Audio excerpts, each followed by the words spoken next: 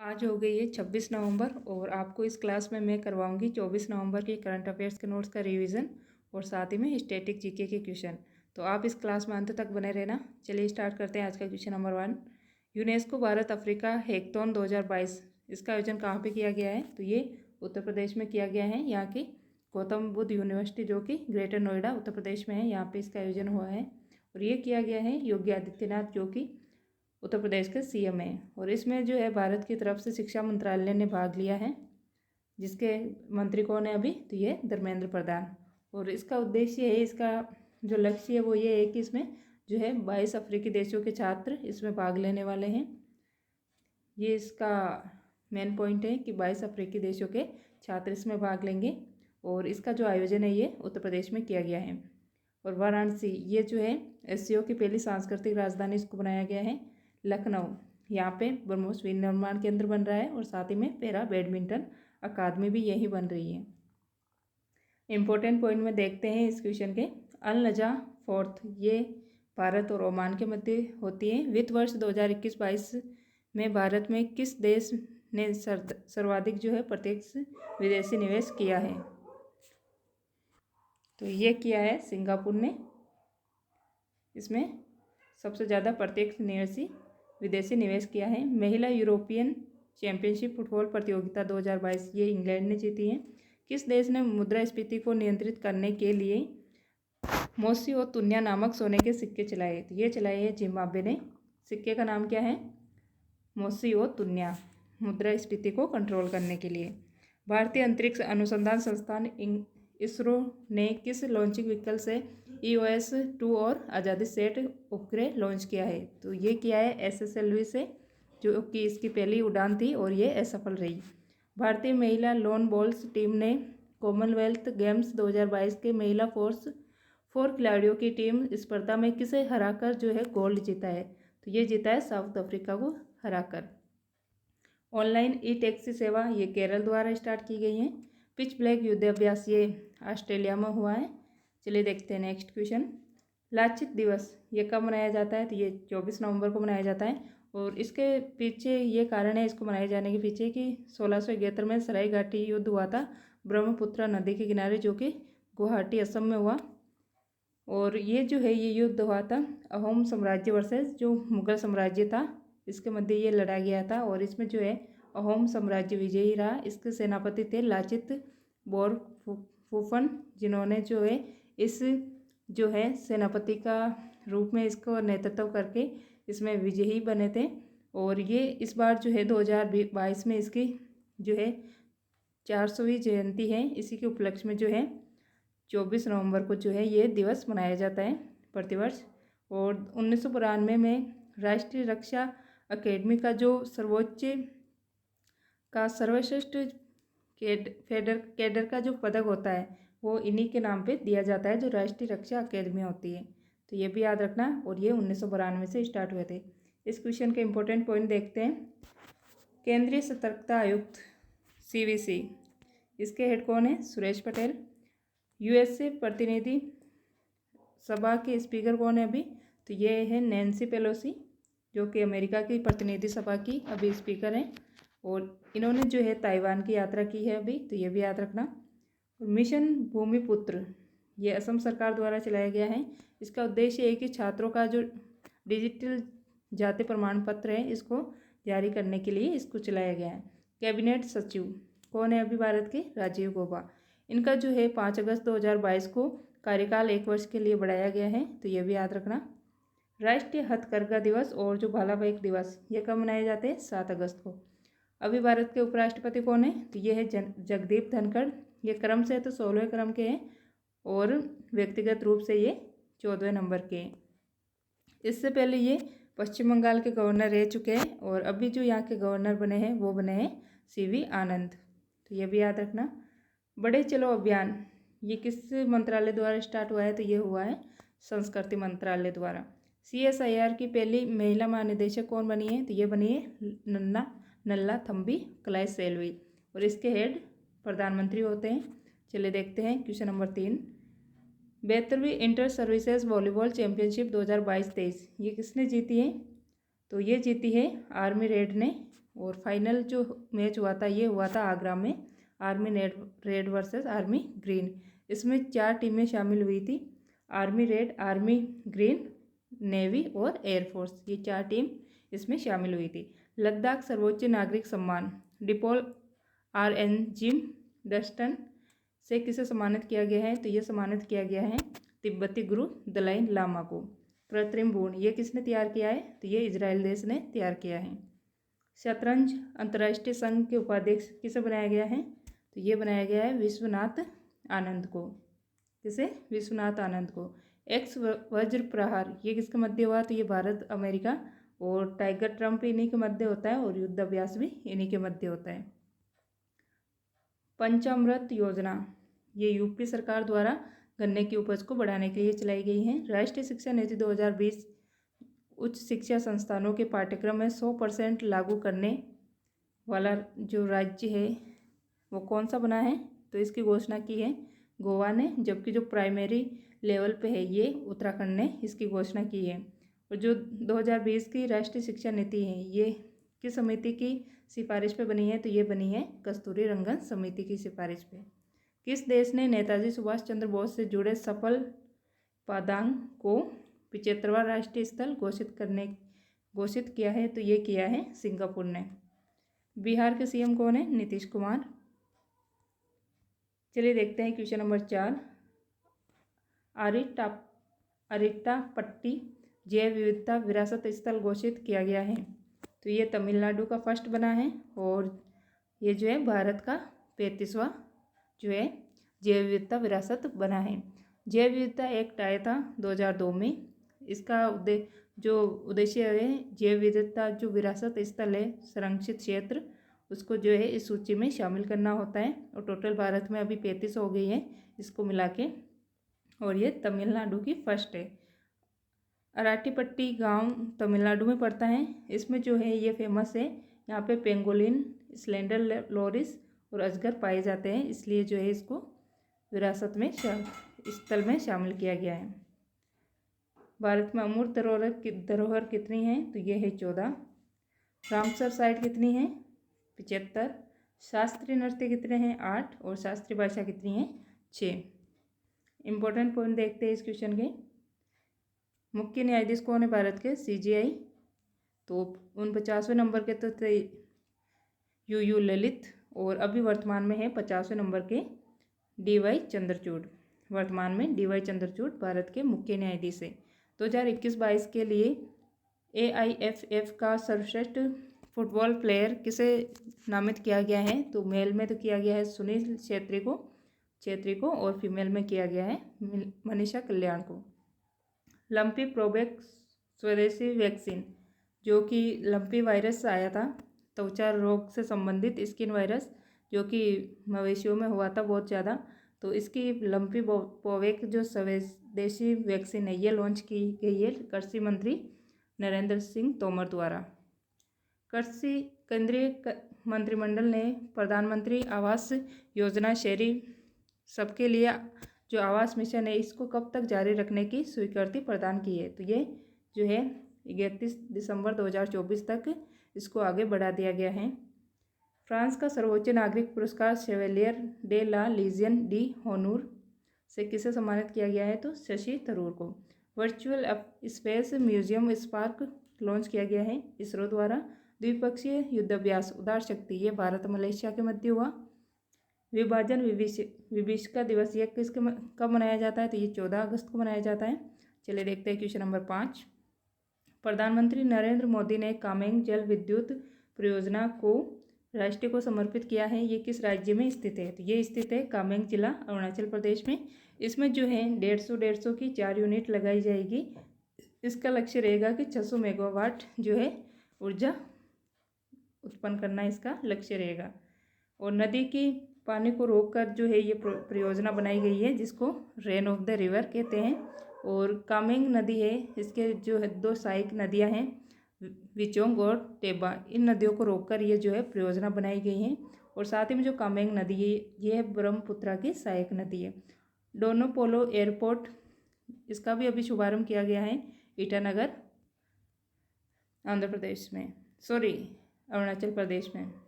चलिए इसके important point देखते हैं। दुनिया के सबसे ऊंचे पुल गोल्डन पॉइंट, इसका जो है गोल्डन जॉइंट, इसका उद्घाटन कहाँ किया गया है? तो इसका उद्घाटन किया गया है चेनाब नदी, जम्मू कश्मीर में।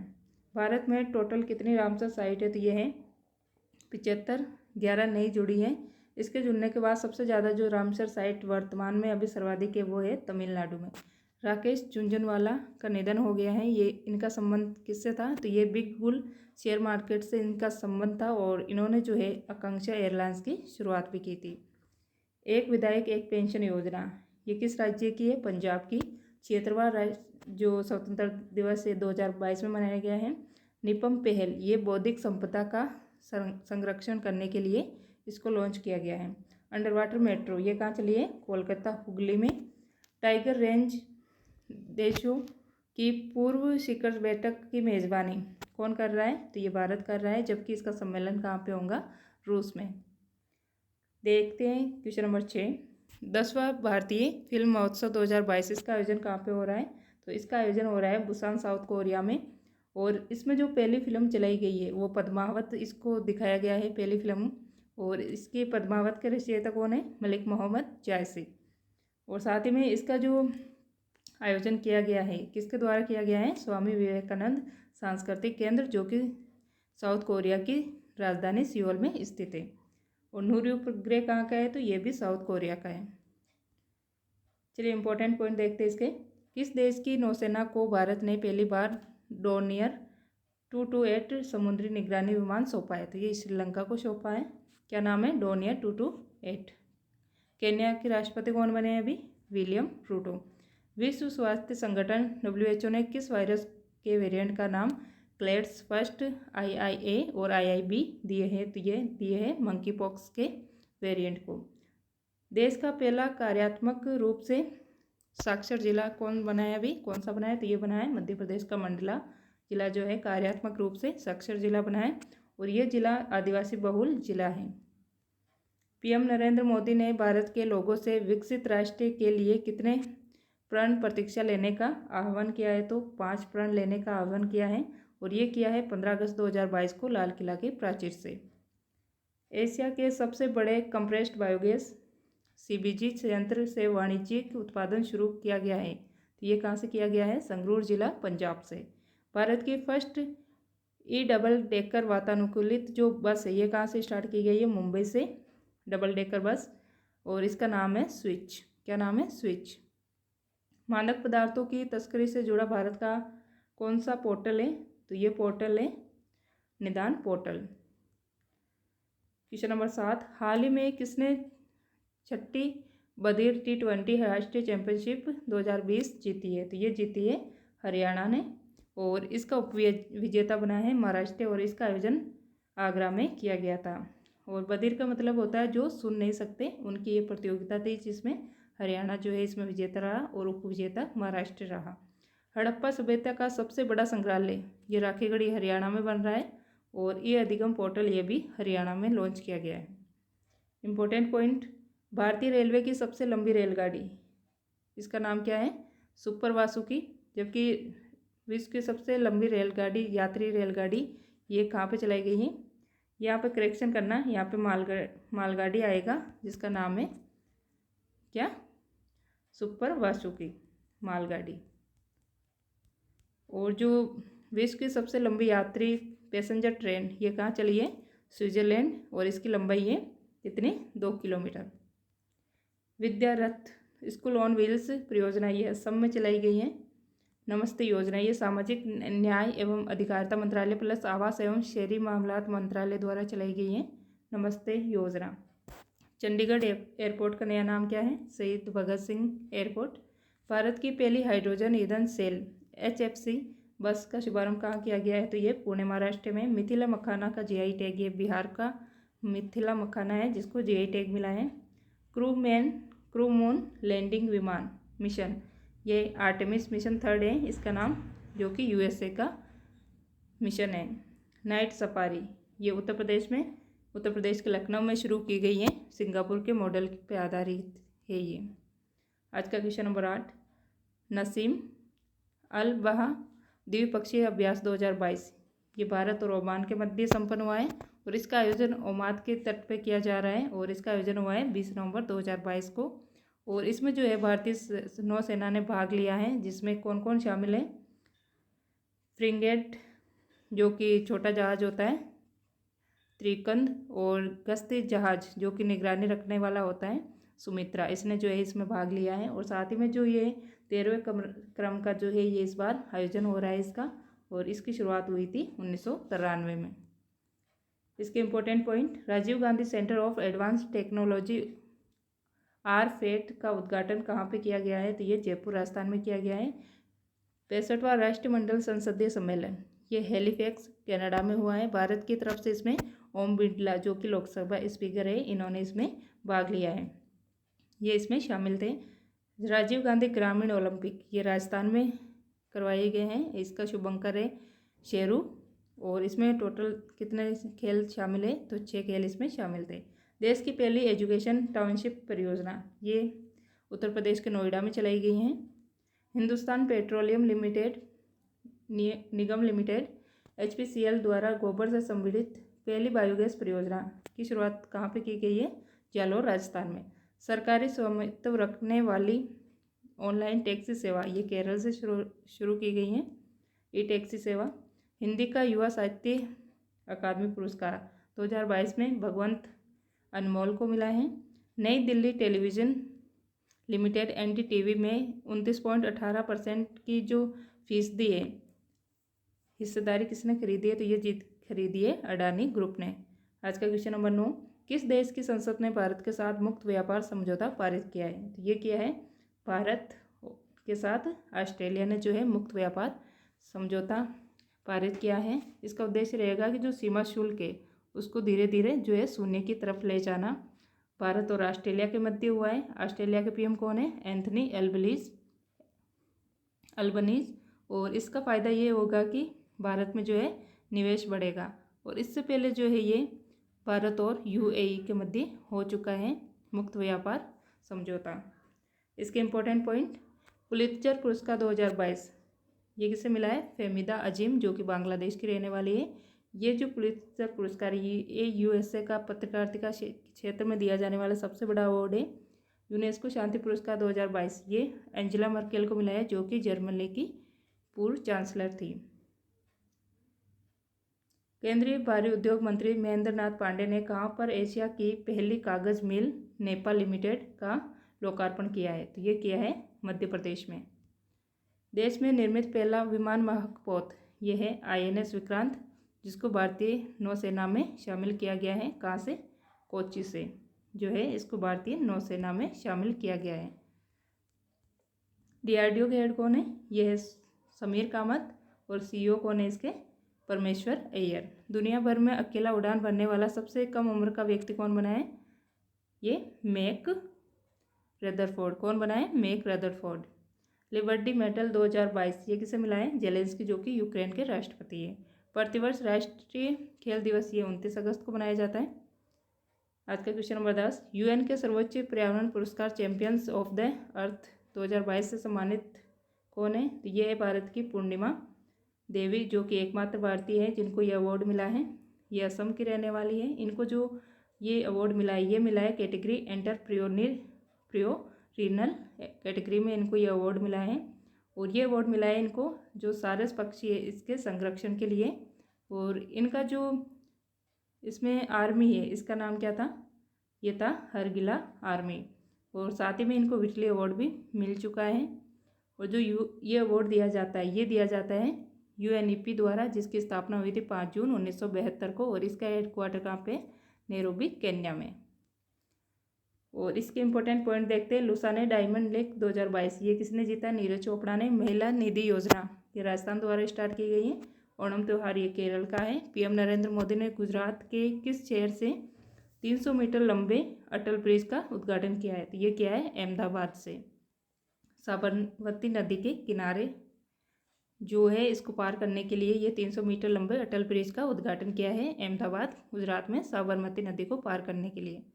अंतर्राष्ट्रीय क्रिकेट में सबसे ज़्यादा विकेट लेने वाले तेज गेंदबाज कौन बने हैं, एंडरसन अंतरिक्ष में जाने वाली पहली अमेरिकी मूल निवासी महिला कौन बनी है? निकोल मान। BWF विश्व चैंपियनशिप 2022 में पुरुष एकल का खिताब किसने जीता है? Viktor Axelsen. और आज का क्वेश्चन नंबर 11 है, भारत को जो उर्वरक का शीर्ष आपूर्तिकर्ता देश बना है, ये कौन बना है? रूस, जो कि उर्वरक का शीर्ष आपूर्तिकर्ता देश है। तो आज के लिए ये अपनी क्लास कंप्लीट हो गई। मिलते हैं अगली क्लास में।